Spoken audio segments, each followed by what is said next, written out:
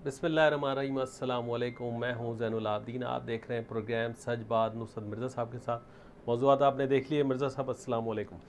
वालेकुम अस्सलाम और अस्सलाम वालेकुम नाज़रीन किराम। आज हम इंतहाई अफसोस के साथ में, क्योंकि हमारा ये पहला प्रोग्राम है, कराची शहर से इंतहाई अहम शख्सियात जो दीनी इल्म के रखते थे। और ये कहा जाता है कि क़ुर्ब क़यामत की निशानी में से एक निशानी ये भी है कि जो आलिम दीन होंगे वो उठा लिए जाएंगे। लेकिन अभी तक अल्लाह का शुक्र है कि उनके अपने शागिर्द बहुत ज़्यादा हैं जो बड़ी तादाद में मौजूद हैं।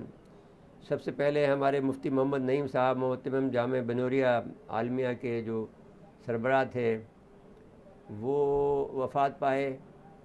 उसमें या 11 जून को मैं और ज़ैनुल आबिदीन दोनों उनसे मिलने गए थे और बड़ी मोहब्बत और शफ़क़त के साथ मिले और हमने बहुत ज़्यादा तफसील से उनसे गुफ्तगू की थी। इनके बाद में जो है अल्लामा तालिब जौहरी साहब जो है वफ़ात पा गए, जो कि एक बहुत बड़े आलिम थे और उनका जनाज़ा भी देखा जाए तो इतना बड़ा बहुत बड़ी तादाद में, इनके जनाजे में बहुत बड़ी तादाद में लोग शिरकत किए मोहम्मद नईम साहब, मुफ्ती मोहम्मद नईम साहब के और अल्लामा तालिब जौहरी साहब के भी बहुत ज़्यादा। और अब आज जो है जो इंतहाई अफसोस के साथ में हम ऐलान कर रहे हैं कि सैयद मुनव्वर हसन साबिक़ अमीर जमात इस्लामी, साबिक़ अमीर जमात कराची, वो इंतकाल फरमा गए हैं।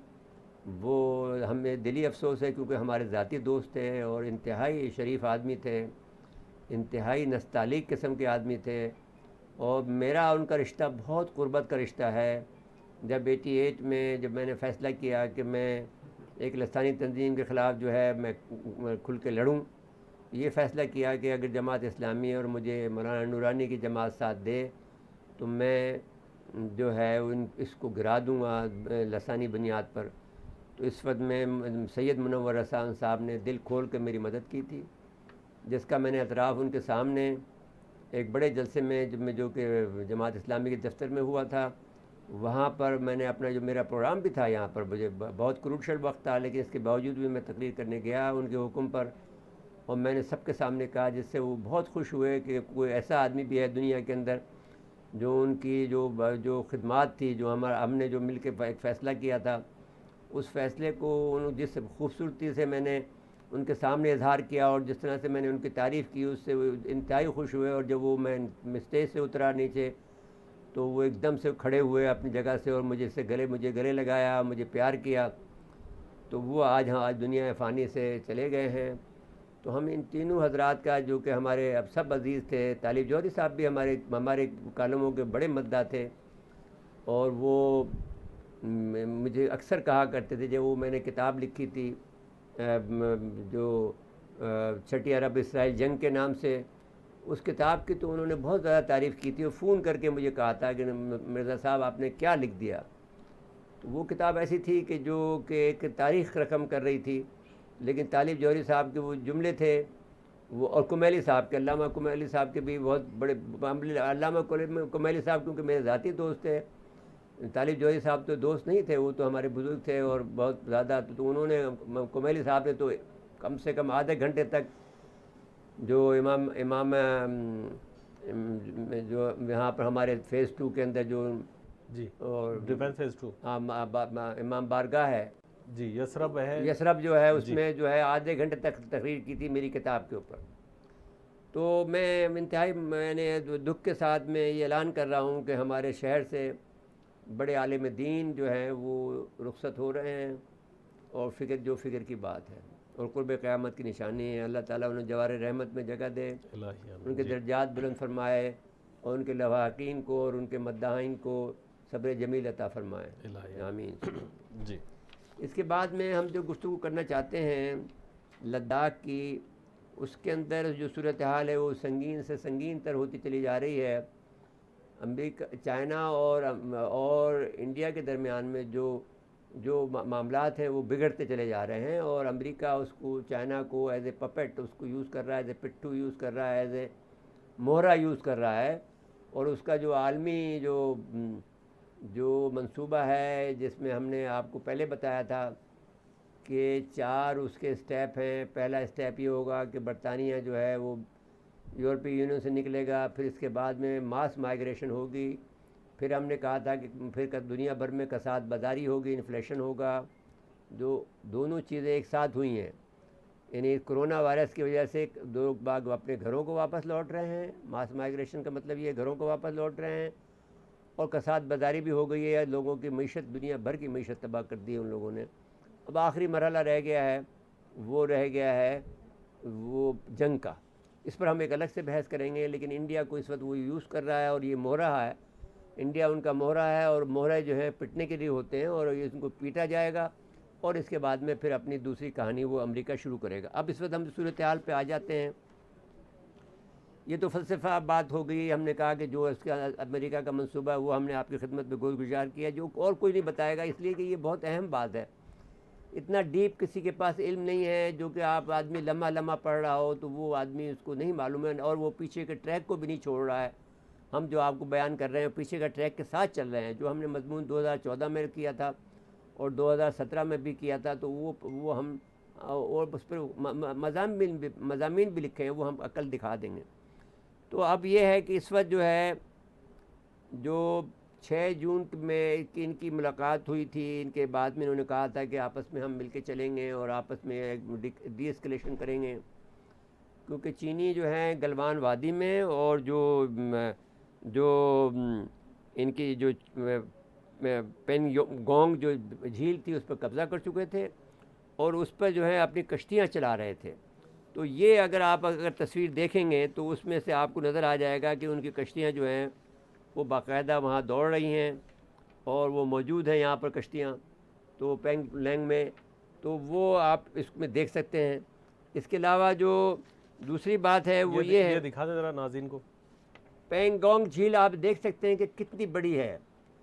इस बड़ी झील के अंदर वहाँ पर चाइना की जो है आर्म जो बोट्स हैं वो घूम रही हैं। इस वक्त उन्होंने कब्ज़ा कर लिया है, मैंने यानी F4 तक जो है उन्होंने कब्ज़ा कर लिया है, और यहाँ पर हम चाइना को इसको नहीं आने दे रहे हैं। पहले वो F8 तक आते थे, अब उनको F4 तक रोक दिया है, कहा कि वहाँ से आगे आप नहीं आएंगे। तो ये आप देख लीजिए। इसके बाद में जो हम आपसे ये कहना चाहते हैं कि हम बजाय इसके कि हम अपनी तरफ से कोई बात कहें, क्योंकि हम उस इलाके से वाकिफ़ नहीं हैं, जो इनका अजय शुक्ला है, जो इनका कर्नल साहब हैं रिटायर्ड, जो कि सबसे पहले जिन्होंने ब्रेक की थी कि 5 जून को इनका वाक़या हुआ और 15 जून को फिर इन्होंने इनके 20 आदमी मार दिए, जो कि अगर से ये कहा जाए तो ये कहा जा रहा है कि 51 तो और 50 और 51 तो पक्के हैं, क्योंकि जो दरिया में गिर गए हैं उनको ये लोग काउंट नहीं कर रहे हैं। जो चीज़ें लाशें मिली हैं उनका ये जिक्र कर रहे हैं, तो वो 20 लाशों का जिक्र कर रहे हैं, जिसमें 2 कर्नल हैं, एक कर्नल है और एक मेजर है और बाकी सिपाही हैं। लेकिन इसके अलावा जो उन्होंने एक कर्नल, लेफ्टिनेंट कर्नल को रहा किया है और 2 मेजरों को और 10 सिपाहियों को इनको रहा करके इंडिया को दे दिया है।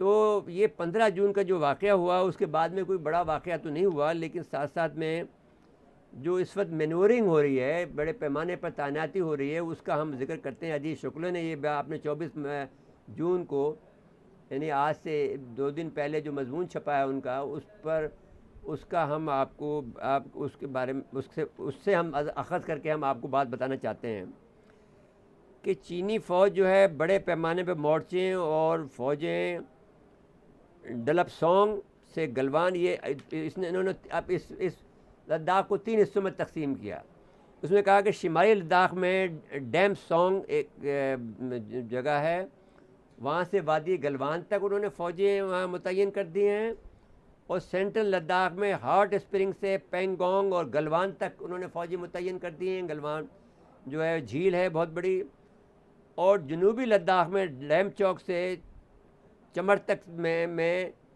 फ़ौजी मुतय्यन करती हैं। यहाँ पर ये कहते हैं कि बड़े पैमाने में जो फ़ौजें बम फ़ौजी सामान के साथ तैनात कर दी हैं, और डैम चौक में चमर में ज़मीनी फ़ौजी दस्ते और तोपें और जो एयर डिफेंस का जो है वो भी यहाँ पर तैनात कर दिया है। लद्दाख में LAC पर ख़ुद भारतीय दिफाई सरदार कह रहे हैं कि ये 15 जून के मुकाबले में 30% ज़्यादा फ़ौजी और असला लेकर आ गए। 30% असला और फ़ौजी की तादाद वहाँ बढ़ी है। पहले जो यहाँ पर जो था PP-16 जो थी चीनी फ़ौज की मौजूदगी यहाँ पर नहीं है।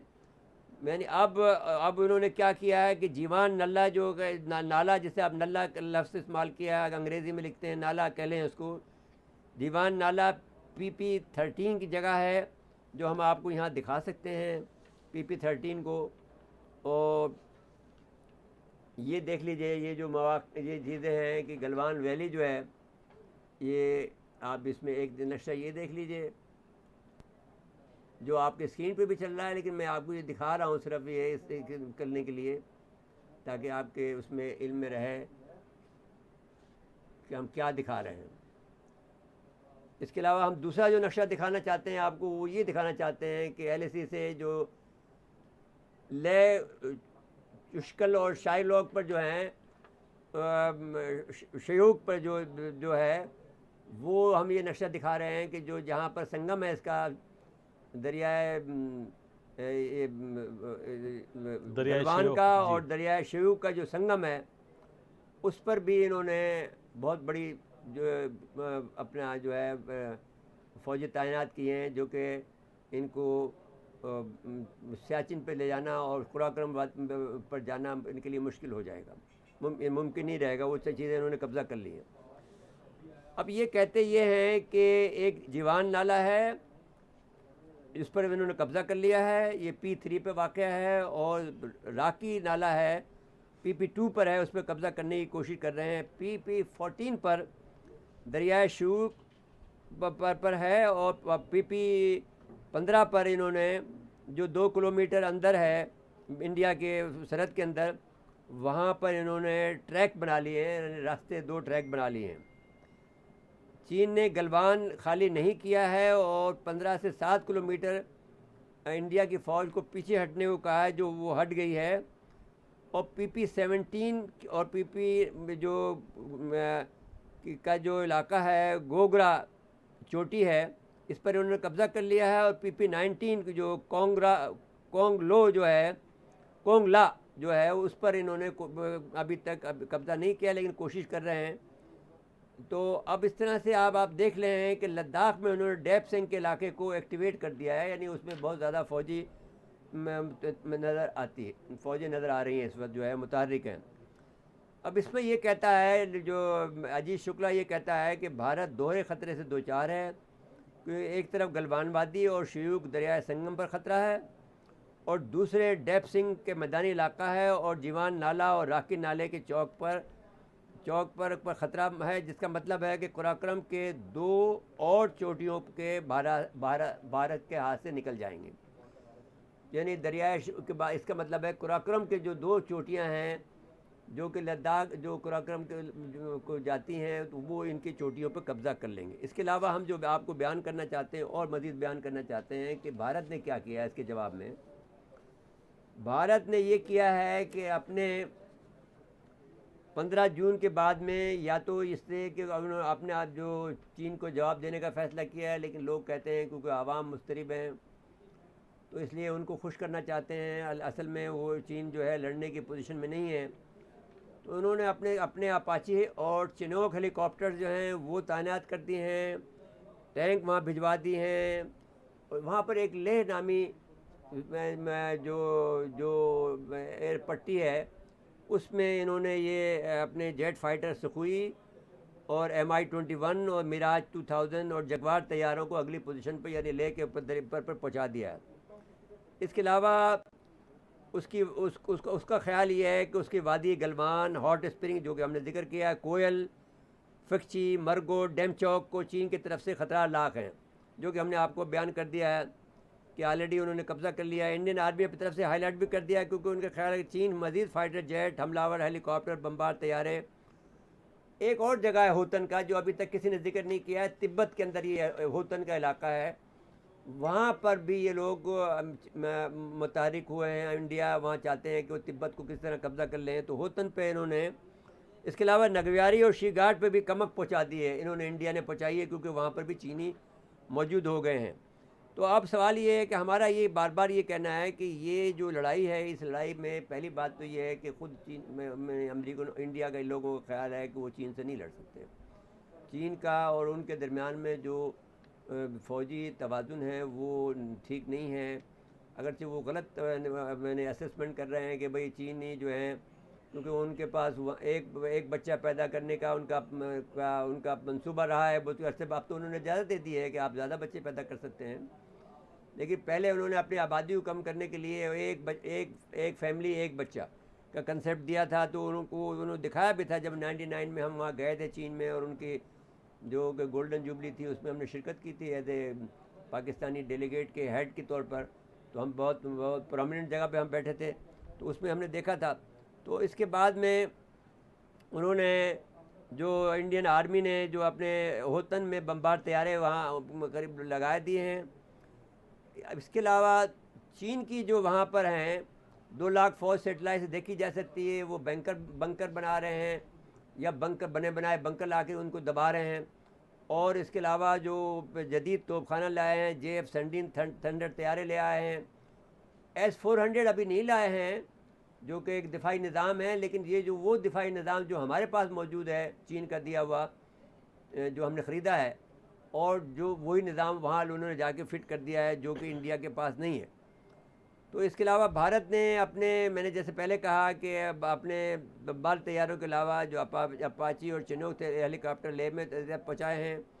इसके अलावा उन्होंने ये काम भी किया है कि जो ट्रांसपोर्टेशन उनके पास तैयारे हैं जो रूस के दिए हुए हैं, जिसमें बड़ा है, रूस जो है ट्रांसपोर्ट तैयारों का जो सबसे ज़्यादा यानी वो लीडर है इस मामले में ट्रांसपोर्ट तैयारे में, कि उसमें ज़्यादा से ज़्यादा आदमी आ सकते हैं, वो तैयारे भी वहाँ पहुँचा दिए हैं ले एयरपोर्ट पर।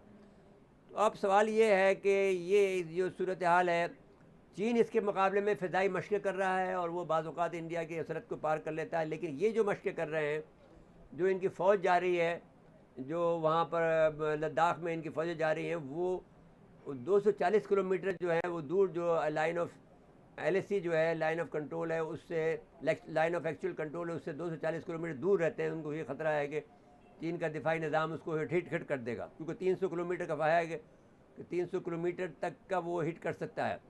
तो अब सवाल ये है कि चीन के डेली ग्लोबल टाइम जो कि उनका एक जो उनका ऑफिशियल अखबार है, उसमें जो कुछ भी लिखा जाता है वो 21 जून को उन्होंने ये मजमून शाया किया है, जिसमें यांग शेंग और लीव जोजन ने लिखा है कि भारत इस दफ़ा 1962 से ज़्यादा शर्मनाक शिकस्त से दो चार होगा अगर उसने कोई हमला करने में पेशरफ्त की या कोई ऐसी हरकत की जो चीन के लिए काबिल कबूल न हो। उन्होंने याद दिलाया कि इंडिया को सूरत हाल को समझना चाहिए कि वो एक तरफ तो इश्तिआल अंगेज़ कर रहा है और मुतनाज़ा इलाके पर कब्ज़ा करने के अमली इक़दाम कर रहा है, दूसरी तरफ जंग लड़ने की पोजीशन में नहीं है। उसको भारत के अमन पसंद लोगों को आवाज़ सुनना चाहिए, जंग के ख़िलाफ़ हैं। नरेंद्र मोदी ने ख़ुद इस बात को तस्लीम किया था कि किसी ने ना हमारी सरहद को अबूर किया, ना ही किसी पोस्ट पर कब्ज़ा किया। तो अब सूरत हाल ये है, चीनी तजिया नगारों का कहना है कि भारतीय फ़ौज सरहद पर फ़ौज को जमा कर रहा है, दरअसल अपने आवाम के गुस्से को ठंडा करने और मुज़ाकरात में अपनी पोजीशन बेहतर बनाने के अलावा एक बेहतर बनाने की कोशिश है। वो अल्फाज से खेलने का खिलाड़ी है, सो वो ऐसा कर रहा है। सो अब चीनी दानिशवर ने का कहना है कि भारतीय सियासी लीडरशिप को मालूम है कि चीन भारत के मुकाबले में कितना ताकतवर है, जबकि इंडिया के इंतहापसंद हिंदू ख्वाबों की दुनिया में रहते हैं, ख्वाबों में ख्वाब देखते हैं। वो न सिर्फ मगरूर और लाइल में और उल्टी सीधी बातें कर सकते हैं, लेकिन भारत में ये जरूरत नहीं है कि वो हमारा मुकाबला करे। अगर हम इंडियन से ये कहते हैं कि भारतीय अगर 20 मारे गए तो भारतीय सुरमाओं ने 40 चीनी ज़रूर मारे होंगे, पर चीनी दार्शनिकों का कहना है कि इनको कोई ख्वाब देखने दें, हमें इससे कोई फ़र्क नहीं पड़ता है। अच्छा है कि वो ख्वाबों की दुनिया के बासी रहें। बेहतर होता है कि इंडिया अपनी माशी हालात से निमटता जी और कोविड-19 के मामले को संभालता। उसने अमेरिका का पिट्ठू बनकर पाकिस्तान और चीन और रूस के मफादात के खिलाफ सफारा हो गया है। इस सूरत हाल में चीन रूस भी उसका इस बात का जायज़ा ले रहा होगा कि किस हद तक भारत की मदद करना चाहिए और भारत को सप्लाई करना किस हद तक मुफीद होगा। जी तो ये सूरत हाल अच्छा। है। अगर उन्होंने कहा कि अगर उसने कोशिश की तो हम टैक्टिकल और स्ट्रेटेजिकल दोनों तरीके से भारत को मारेंगे। जी जी। अच्छा, वो जो दूर की कौड़ी लाए थे ना, वो सुधीर चौधरी साहब जी उन्होंने कहा था जी चीन के ज़्यादातर फौजी अपनी माँ बाप की इकलौती औलाद होते हैं, जी इसलिए वो लड़ने का जज्बा नहीं होता है। अपने लड़ने से पहले अपने और अपने खानदान के बारे में सोचते हैं। जी वो तो नहीं सोचते, वो बात खत्म हो गई। जैन साहब वो सुधीर फौजी चौधरी हैं, साहब की एक क्लिप है, दिखा दें। वो दिखाते हैं। उसके बाद इनके जो भड़क है ना कि बदला लेंगे, बदला वाली एक वीडियो बहुत दिखाते हैं। पागल हो गए हैं जैन, ये बड़ी खुद फरेबी का शिकार कर दिया है। बिल्कुल वही हालत कर दी कि जो हिटलर ने अपने आवाम की कर दी थी, मैंने जर्मनी में कर दी थी, उसी कैफियत में है। और पाकिस्तान को तो ये सारे समझते हैं कि जिस तरह से कि कोई मिट्टी का ढेर हो, जब उसको पार कर लें। अब इन्हें हालांकि पता सबक नहीं है मिल कि चुका है पहले। पाकिस्तान के कितना भाई। एक आदमी है जो कि जनरल जो बख्शी है, वो ये ज़रूर कहता है, दो चार बातें, वो मुख्तलिफ जहन का आदमी है। कभी कुछ कहता है, कभी कुछ कहता है। कभी ये कहता है कि साहब अब मुसलमानों ने, पाकिस्तान ने हमें मार मार कर, चीन ने मार मार कर हमें लड़ना सिखा दिया है, वरना हम कहाँ लड़ते थे। तो ये बात वो कहता है। लेकिन साथ साथ में फिर ये भी कहता जाता है कि हमें बदला लेना है, क्योंकि यहाँ से लोग बाग अपने घोड़ों पर और ऊँटों पर हमारा सोना लेके चले लानत के गए ले हैं गए। और हमारा जो है हमारी औरतों को ले गए हैं, तो हमें इसका बदला लेना है। तो अब अगर वो बदला लेना है, वो सेंट्रल एशिया तक जा रहे हैं। हम तो समझते थे कि वो हमारे तक ही रह रहे हैं। वो तो Iran, Afghanistan, Uzbekistan, Tajikistan, Turkmenistan सब लोगों को ले रहे हैं इकट्ठा। वो आलमी ताकत बनने का ख्वाब है ना। हाँ, अच्छा, सुपर ताकत नहीं, आलमी ताकत छोटी बात है, सुपर ताकत बनने की बात जी कर रहे हैं। अच्छा, मुझे ब्रेक के लिए कहा जा रहा है, लेकिन वो एक क्लिप दिखाते हैं सुधीर चौधरी साहब का। जी दिखाइए। वो उसमें जो दूर की कौड़ी लाए हैं, वो फजूल सी बात। कि पहले ये दिखाते हैं ज़्यादातर फौजी हैं अपने वालिद की 41 इकलौती औलाद होते हैं, हाँ, तो लड़ने का जज्बा नहीं होता है आज हाँ। इतनी पिटाई के बाद। अच्छा, ये फौज लेकिन आप वो दिखाए ना मोहम्मद सैफी का जो सदर लद्दाख बार वो भी दिखाते हैं। पहले इनकी बड़ा वो दिखाते हैं ना कि ये किस तरह का झूठा प्रोपेगेंडा कर रहे हैं। ज्यादातर सैनिक अपने माता पिता की इकलौती संतान हैं।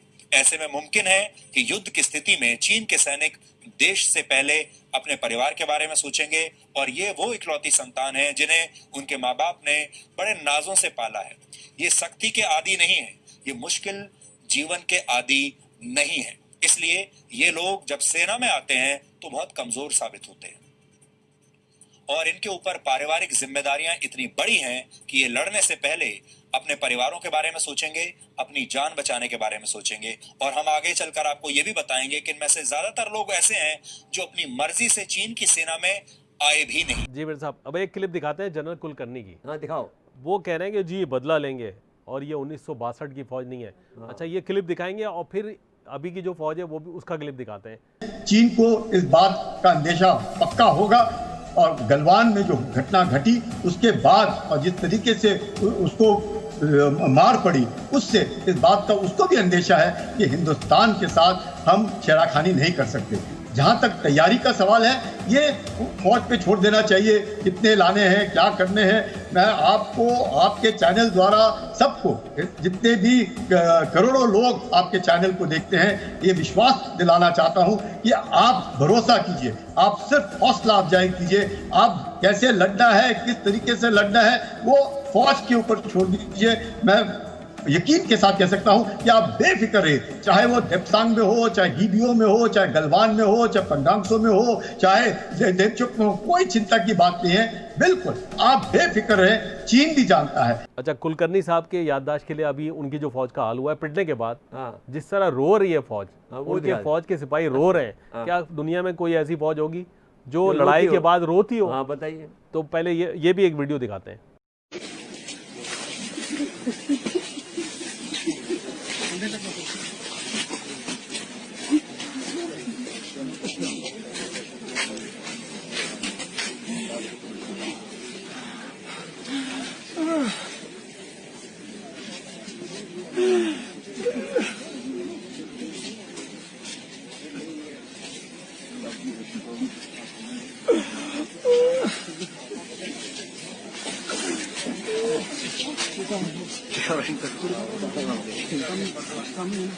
जी मेरे साहब, ये हाल है और ईंट का जवाब पत्थर से देना है। ये भी क्लिप है, ये भी दिखाते हैं। दिखा दीजिए। और जो सैफी साहब की आप बात करें ना, मुझे ब्रेक के लिए कहा जा रहा है, ब्रेक के बाद आएंगे तो फिर ये मजीद कुछ क्लिप दिखाएंगे। दिखा दे भाई, दिखाइए, दिखाना बहुत जरूरी है आज जी। क्योंकि प्रोग्राम में तारीख ही बनाना है। जी जी नाज़रीन, मुख्तसर वक्फा है, वक्फे के बाद दोबारा आते हैं।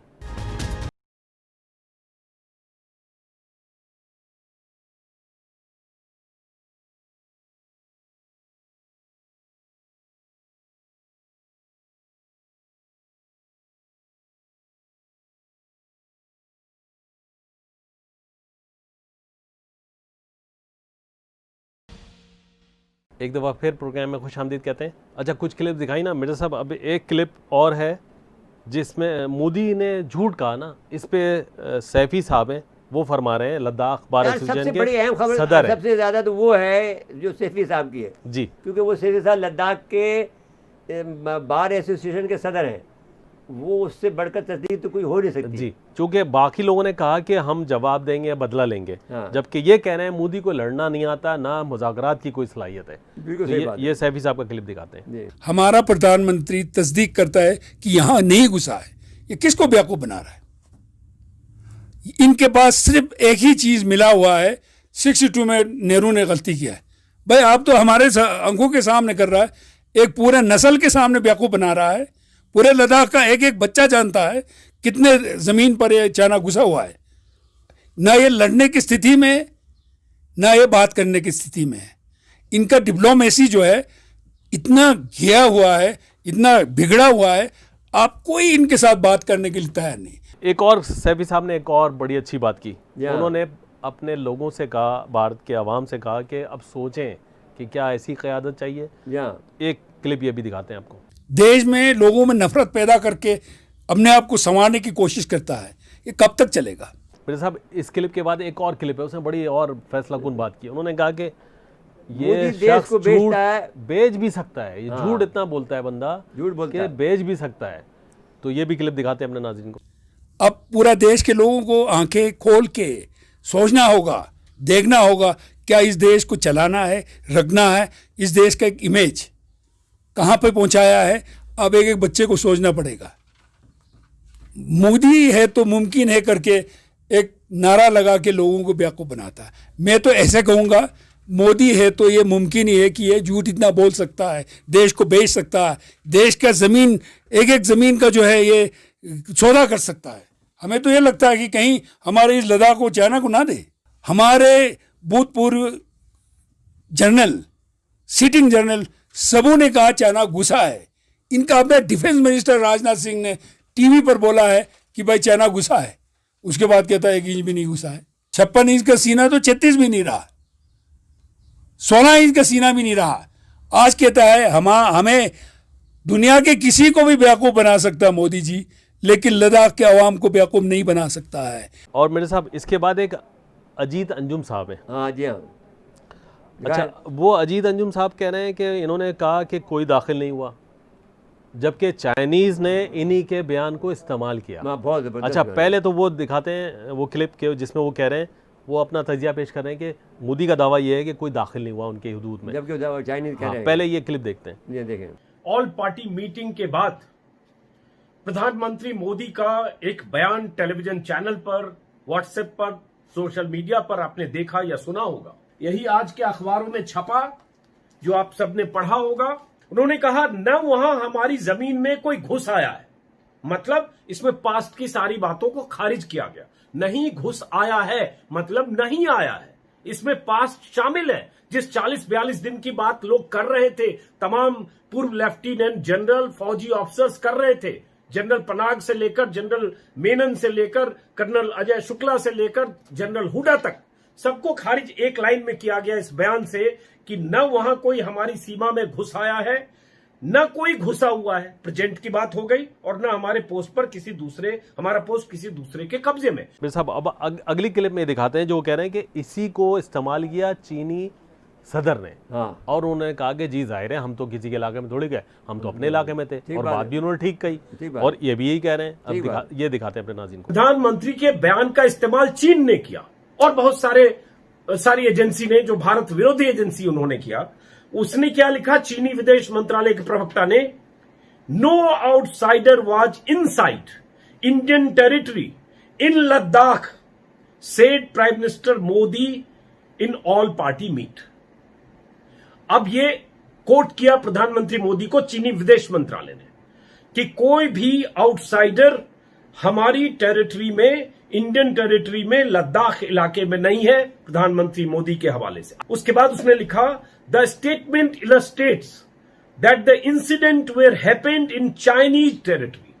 देखिए चालाकी चीन की। अगर पीएम कह रहे कि चीन की तरफ, माफ करें, भारतीय इलाके में कोई आउटसाइडर नहीं था, तो इसका मतलब यह हुआ कि जो घटना हुई, खूनी संघर्ष या झड़प हुई, जहां हमारे 20 जवानों की मौत हुई और भारतीय सेना या भारत के पक्ष से कहा जा रहा है कि 40 उनके जवानों की मौत हुई, हालांकि चीनी अभी तक उसको एक्सेप्ट नहीं कर रहे या पुष्टि नहीं कर रहे, लेकिन फिर भी दावे किए जा रहे भारत सरकार की तरफ से। लेकिन यहां कहानी क्या है, वो ये इल्जाम उन्होंने तुरंत लगाया कि the statement illustrates that the incident were happened in Chinese territory. इसका मतलब जो वो खूनी संघर्ष, खूनी झड़प हुई, वो चीनी इलाके में हुई। ये चीन सरकार ने कहा। प्रधानमंत्री के उसी बयान का इस्तेमाल अपने पक्ष में कर लिया। जब आप कह रहे हैं कि हमारे इलाके में कोई आया ही नहीं, तो ये तो सवाल है, फिर हमारे फौजी जो जवान थे 200-300 और जिसमें से 20 की मौत हुई, 10 को वहां पर उन्होंने बंधक बनाया, जिसको 3 दिन बाद छोड़ा, वो अलग कहानी है। जिसको 3 दिन तक हम झुठलाते रहे या हमने उस पर चुप्पी साधी, तीसरे दिन शाम को, गुरुवार शाम को भारतीय सेना की तरफ से कहा गया हमारा कोई वहां कैप्टिव बंधक नहीं है। वो तब कहा गया जब 3 दिन बाद उनको छोड़ा गया 10 लोगों को। अच्छा, फिर अगली एक और क्लिप है, उसमें वो बता रहे हैं इन इलाकों पे कब्जा किया चीन ने। हाँ। तो भाई आपका इलाका थोड़ी था जो कब्जा किया, वो तो ठीक है, लेकिन हाँ, वो तो इंडिया, वो तो अपना कहते थे ना और पहले नहीं, तो। और अगर किया तो भाई आप में अगर हिम्मत है ले लो, तो छुड़वा लें जी। तो पहले ये क्लिप दिखाते हैं और फिर इनके एक और जनरल कुलकर्णी साहब की एक क्लिप दिखाएंगे। हम, आपने कहा हमारे जवान मारते मारते मारे, तो कहां मारते मारते मारे? क्या उनकी सरहद में दाखिल हो गए थे? क्या एलएसी में उनकी तरफ से गए थे? अब उसको लेकर क्या कहा जा रहा है? जो बहुत सारे लोग इस पर लीपापोती कर रहे थे, वो कह रहे थे चाइनीज परसेप्शन जो एलएसी को लेकर है वो अलग है, इंडियन परसेप्शन एलएसी को लेकर अलग है। और उसके बाद उन्होंने बताया, आप लोग इतने दिन में सुन रहे होंगे, पेंगोंग सो जो लेक है उसको लेकर के फिंगर 1, फिंगर 2, फिंगर 4 ये सुन रहे होंगे। अब उसको लेकर है कि जहां तक चाइनीज नहीं आते थे वहां आकर फिंगर 4 तक उन्होंने कुछ वहां पर अपनी तैनाती की है और वहां पेट्रोलिंग के लिए आते थे, लेकिन अब वहां उन्होंने कंक्रीट निर्माण कुछ किया है, ऐसा कहा जा रहा है। जी मेरे साहब, वो ईंट का जवाब पत्थर से देना, भड़के। अच्छा, बहुत भड़के। अच्छा, कुछ अब एक क्लिप ये दिखा देते हैं, ये जिसमें वो भड़क मारेंगे ईंट का जवाब, ये 1962 की फौज नहीं है भाई। हाँ, अच्छा भाई, चलिए अभी देखते हैं क्लिप। चीन को इस बात का पूरा अंदेशा है, चीन ने देखा है कि गलवान में उसने धोखा दिया, उसने जिस बर्बरता से जो काम किया और उसका बदला किस तरीके से लिया गया। तो चीन को मालूम है कि हिंदुस्तान के साथ इस तरह से कोई 62 की फौज नहीं है जो धक्का दे दिया, जबरदस्त ईंट का जवाब पत्थर से मिलेगा। अब एक क्लिप और है, उसमें इनके फौजी, साबिक फौजी, वो खुद कह रहे हैं कि भाई क्या बुरा हाल है। हाँ। तो वो पहले देख लेते हैं, उसके और बाद मीडिया को भी उन्होंने कहा कि तुम बेवकूफ लोग कैसे झूठी खबरें बताते हो। वो एक और साबिक फौजी का बयान है कि वो मीडिया पे भी भरम है वो कि हमारा मीडिया, इंडिया का मीडिया उनके लिए क्या कर रहा है। लेकिन पहले वो जो एक फौजी है उसका पहले दिखाते हैं जी। बहुत है ना, क्योंकि हमारे पास बहुत हमने सबूत जमा किए हैं जो आपको पेश करें नाज़रीन का। सर्जिकल स्ट्राइक किया तब तो मोदी जी का नाम है कि मोदी ने सर्जिकल स्ट्राइक किया, और जब सेना की जब शहादत हो जाती है तब सेना को बदनामी देते। शायद जनता को ये नहीं पता हो, लेकिन मैं क्लियर कहना चाहता हूं कि कभी भी चाइना युद्ध नहीं कर सकता भारत के साथ, क्योंकि उसे रेजांगला का युद्ध याद है। ये हमला होना, चुनाव का, बिहार का दौर है चुनाव, और बिहार रेजिमेंट का वहां होना, तो इसके अंदर राजनीतिक बू तो जरूर आती है। यहां तक कि ये सिचुएशन है कि बॉर्डर की हकीकत ये है कि अगर एक बम भी फायर करना है तो उसका आदेश बीजेपी हेडक्वार्टर से लेना पड़ता है। ये सच्चाई है। आर्मी का काम है, अगर बॉर्डर पे कोई भी मूवमेंट है तो उसका पीछे वो अपने हेडक्वार्टर को देता है, हेडक्वार्टर दिल्ली को देता है, क्योंकि हम सर्विस में हम भी यही करते, पल पल की खबरें देता है। लेकिन दिल्ली में जो निकम्मे लोग बैठे रहते हैं वो उसके रिप्लाई नहीं देते। सेना तिरंगे के नीचे कसम खाती है और मोदी जी नागपुर के झंडे के नीचे कसम खाया। तो ये फर्क है, नागपुर के झंडे का और तिरंगे का सम्मान का बहुत ज्यादा फर्क है। जी मेरे साहब, अब वो साबिक फौजी का एक क्लिप है, या। तकरीबन 1 मिनट का है, वो अपने मीडिया पे भरम हो रहे हैं कि भाई ये मामला ऐसा होता है और आप लोग कुछ और कर रहे होते हैं। या। पहले ये क्लिप दिखाते हैं अपने नाज़रीन को। सर टीवी देखना बंद कीजिए। मैं प्रधानमंत्री से कहूंगा कि क्या सर हम लोग इन लोगों को बंद नहीं कर सकते? इनका ये बकवास बंद कीजिए रोज का। क्यों नहीं आप रोक सकते इनको? सैटेलाइट पिक्चर लेके आ गए, ये हो गया वो हो गया, वहां तीर जा रहा है बार बार दिन में 50 बार वो तीर इतने तो तीर रामचंद्र जी ने नहीं छोड़े होंगे जितने ये हर रोज टीवी के ऊपर छोड़ते हैं। क्या यार ये क्या हो रहा है? सर इनको रोकिए। मैं आपसे बार बार रिक्वेस्ट करता हूं, इनको रोकिए। आज के लिए सिर्फ इतना ही कहूंगा कि सर ये 15-15 लाख रुपए लेने वाले एंकर 1 महीने का, जिसमें फौज के 15 जवानों की एक महीने की तनख्वाह नहीं बनती, उनकी बात है सर मैं कर रहा हूं। ये उन जवानों का जो रोना देते हैं उनके भाव पे अभी भी पंजाबी जी कहते हैं लाश पे बैठ के रोटियां खानियां। सर मैं ये भी पूछना चाहता हूं इन लोगों से जो आज तनहल्ला कर रहे हैं, जो पुलवामा में जो शहीद हुए थे, उनके घर कभी कोई एंकर गया उसके बाद उनसे पूछा कि उनके बच्चों की क्या हालत है? जी मिर्जा साहब, तो अगर इनकी बातों को तजिया किया जाए, इनकी बातों का, इनके वज़ीर-ए-आज़म का ऑल पार्टीज कॉन्फ्रेंस में जो कुछ कहना, झूठा आदमी है वो तो खैर सब कुछ खुद ही बयान कर रहे हैं इनके लोग। ये खबर आ रही है कि वहाँ जो है इनकी पार्टी में बगावत हो गई है और वो अमित शाह को लेके आना चाहते हैं और इसको, बल्कि उसने ये कहा है जो कांग्रेस का सदर है, जो नेहरू का पोता है, उसने ये कहा है कि फौज से नहीं, राहुल ने तो साफ राहुल ने ये कहा कि इसको बल्कि इसका हुक्म कोई फौज न माने जी, और इसको बल्कि गिरफ्तार कर लिया जाए। मैंने सोशल मीडिया पे ये बात चल रही है कि मोदी को गिरफ्तार कर लिया जाए कि ये गद्दार है और इसने चाइना से जो है मफाहमत कर ली है और अंदर खाने को बेच दिया है जी। और वो गुस्सा बहुत ज़्यादा है जब आदमी ने हाइप क्रिएट कर दी है, अब मुल्क के अंदर को इंतशार का शिकार कर दिया है, मुल्क को बांट दिया है, यानी ईसाइयों में, सिखों में। इसके अलावा हमारे पास वो क्लिप भी दिखानी चाहिए ना कि जो सिख भी एक ऐलान कर रहे हैं कि वो हम 20 दिसंबर वो हम इंशाल्लाह कल के प्रोग्राम में दिखाएंगे। कुछ एक और खबर भी आई कि तकरीबन 11,000 सिख फौजी एहलकारों ने अपने आप को अलहदा किया है। नहीं, मेरे ख्याल में हम ये कहेंगे कि अलहदा आप मत करें, बल्कि आप वही इनके साथ रहें और लड़े नहीं, बस ये काम करें ना। हाँ, उन्होंने इस लड़ाई से किनारा कशी इख्तियार किया। उन्होंने कहा भाई बिला वजह आप क्यों लड़ाई में झोंक रहे हैं? हमें नहीं, अब उनको भेजे ना बिहारी 16 बिहारी को जो बटालियन है बिहारी 16 में। अच्छा, उस पर भी बात हुई कि वो बिहार बटालियन को चूंकि आगे इलेक्शन है इसलिए कि हाँ जीतना चाहते हैं, तो इसलिए बिहार का इलेक्शन हो रहा है ना जी, बुनियादी तौर पर आप उन्होंने स्ट्रेटेजिक पोजीशन पर, टेक्टिकल पोजीशन पर कब्जा कर लिया जी। आपका उन्होंने जीना हराम कर दिया। एक वो कह रहा है इनका एक फौजी, वो आप शायद क्लिप नहीं दिखा सके हैं, वो ये कह रहा है कि आप फिर हाथ धो लें गिलगित बल्तिस्तान, जैसे गिलगित बल्तिस्तान के बाप का हो जी। भाई गिलगित बल्तिस्तान हमारा है, तुम्हारे को हम उड़ा के रख देंगे। एटम बम भी अगर हमें इस्तेमाल करना हो तो हम करेंगे तुम्हारे खिलाफ। तुम क्या समझते हो गिलगित बल्तिस्तान को हम छोड़ देंगे? वो कहता है गिलगित बल्तिस्तान भी गया और आज़ाद कश्मीर भी हम पे गया। भाई तुम्हारा दिमाग ख़राब हुआ है, तुम पागलों की दुनिया में रहते हो, ख्वाब देखते हो, ख्वाब के अंदर ख्वाब देखते हो, जैसे सही कहा हमने कि और अब तुम मोहरे हो अमेरिका के, तुम्हारी हैसियत ही नहीं है। हम तो आज़ाद लोग हैं अब, तो आप पहले हम जो कुछ भी रहे हों, लेकिन आपको बताते हैं कि 2 दफ़ा 2 जंगें हमने लड़ी हैं।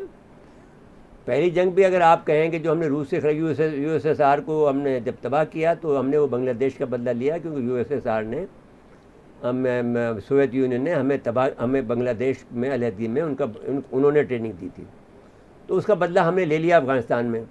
उस वक्त हमने आपका मुकम्मल साथ दिया, लेकिन जब आपने हमें धमकी दी कि हमें आपको आप पत्थरों की दुनिया में पहुँचा देंगे अमेरिका ने, तो फिर हमने उनको बता दिया कि तुम्हें हम क्या हिसाब कर सकते हैं, जिस पर के सारी जो उनकी जो इंटेलिजेंस बिरादरी है अमेरिका की, वो ये कहती है कि भाई हम, वो जब उनसे पूछा जाता है कि हम क्यों हारे, कहते हैं 1 वर्ड पाकिस्तान की वजह से हमारे। अब अगले मौजू पे आ जाएं, जो अमेरिका अपने अवाम को देखिए, अमेरिका ये एक आर्टिकल है छपा है 25 जून को, कल यानी जी।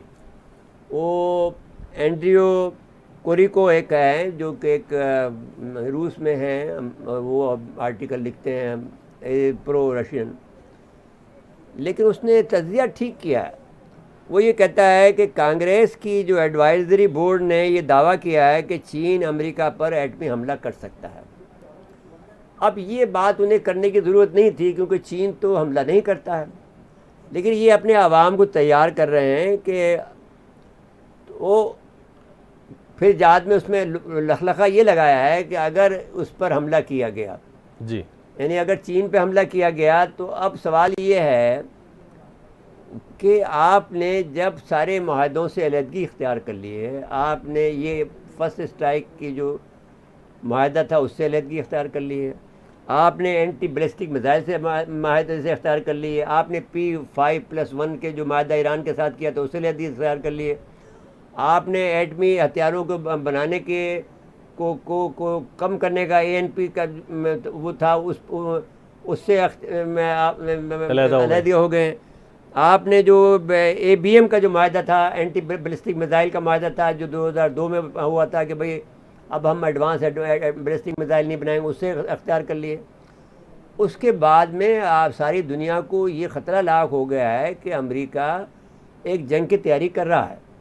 तो अगर किसी तरफ से भी ये शक हुआ कि भाई आपने चीन की सरहदों पर लाकर अपने फ़ौज तैयार खड़े कर दिए, आपने अपने बेड़े 3 बेड़े खड़े कर दिए जो कि आपके 60% हैं आपकी आबादी, उसका 60% आपने ला के वहाँ खड़ा कर दिया अपनी नेवी का।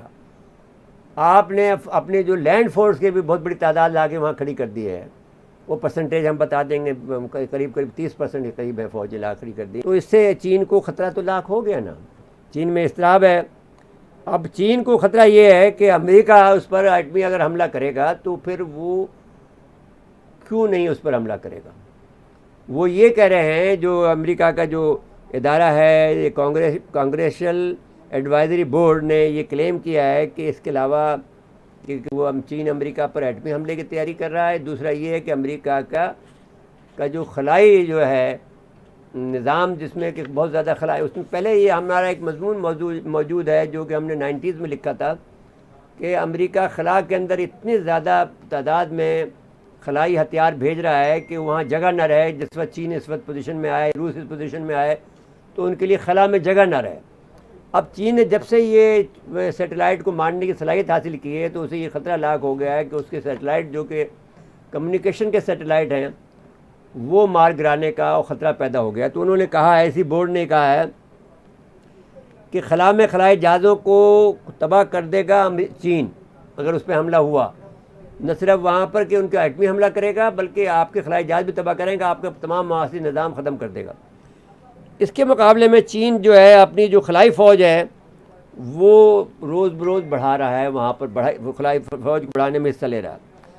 अब सवाल ये है कि अगर फ़र्ज़ कर लीजिए कि जब आप इतने माहदे से हो गए हैं तो किसी भी मुल्क को जब ये ख़तरा लाक होगा, रूस हो या चीन हो, उनको ये ख़तरा लाक होगा अगर कोई सिग्नल भी मिल गया कि आप हम पर एटमी हमला कर रहे हैं, क्योंकि फर्स्ट स्ट्राइक का आपने वादा तोड़ दिया, आपने हर चीज़ को ख़त्म कर दिया है। तो अब इसका मतलब ये होगा कि कोई भी सिग्नल आया हमले का, अगर आपने एक आपका मतलब है कि मिज़ाइल आ रहा है, तो अब उससे क्या मालूम कि वो एटमी मिज़ाइल है या नॉर्मल मिज़ाइल है, तो फिर चीन तो हमला कर देगा जी। अगर आपने खलाई में कोई गड़बड़ करने की कोशिश की तो चीन भी अपना अपना इस्तेमाल करेगा। उसके बाद क्वांटम जहाज़ यानी क्वांटम से अच्छा है जिसकी जो तुम उसकी जासूसी नहीं कर सकते हो, उसको कैच नहीं कर सकते हो उसके सिग्नल को, तो वो उसको इस्तेमाल करेगा। आपने जो सबसे बड़ा मैड को ख़त्म किया है। मैड जो था कि आपने ये कहा था कि कंसेप्ट था कि US no longer believes in the concept of the mutual assured destruction, इसका नाम है मैड, MAD। यानी आपको ये आपने उस माहदे से भी, मैड से भी आपने राय फरार अख्तियार कर ली है कि अगर आप तबाह होंगे तो यानी आप किसी को तबाह करेंगे तो आप भी तबाह होंगे। आपने उस माहदे से भी अलहदगी इख्तियार कर ली है। तो इसका क्या मतलब हुआ कि आपको ये इस कंसेप्ट को भी आपने खैर बात कह दिया है कि हम नहीं तबाह होंगे, जो भी हम तबाह करना चाहेंगे, हम इतने बड़े हो गए हैं, जिसको तबाह करना चाहेंगे तबाह कर देंगे। तो जिस आदमी को फिर मरता क्या ना करता के मिसदाक जो है चाइना अपना ऑप्शन इस्तेमाल करेगा। अगर अमेरिका को ख़तरा है तो फिर चीन जो है अपना जो है एटमी हमला करेगा। अब उसके बाद कोई चारा भी नहीं होगा, चाराकार नहीं होगा। तो अब सूरत हाल अब अमेरिका की ये है कि अगर अब जो इंडिया जो है, जो ग्रेट गेम का मोहरा बन रहा है, उस ग्रेट गेम के मोहरे के अंदर का काम, मोहरे का काम पिटना होता है। फिर इसके बाद में वजीर आता है, इसके बाद में हाथी आता है, इसके बाद में और जो चेस बोर्ड को अगर जो खेल जानते हैं जी, तो वो जानते हैं कि फिर वो घोड़ा का आता है, फिर हाथी आता है, फिर वजीर आता है, फिर बादशाह आता है, फिर इस तरह के खेल होते हैं वो। तो अब अभी तो आप मोहरे हैं, तो मोहरे का काम तो पिटना होता है, तो आपकी तो पिटाई हो जाएगी, आपका तो वजूद नहीं रहेगा। फिर आप ये समझते हैं कि अगर उन्होंने F-17 थंडर भी ले आया है, जो आपका 4th जनरेशन हथियार है, जिनके लिए तैयारे पुराने हैं। हमने 2005 से अपने तैयारे बदलने शुरू किए। तो ये इस लिहाज से अगर आप देखा जाए तो ये हमारे से 15 साल पीछे है। जो रफ़ेल तैयारा जो लेना चाहता है, तो हमारा ये रफ़ेल के मुकाबले का तैयारा है जो F-17। अच्छा, बहरहाल वो बात सही, आपकी पंचलाइन ये है कि ये मोहरे का काम पिटना होता है।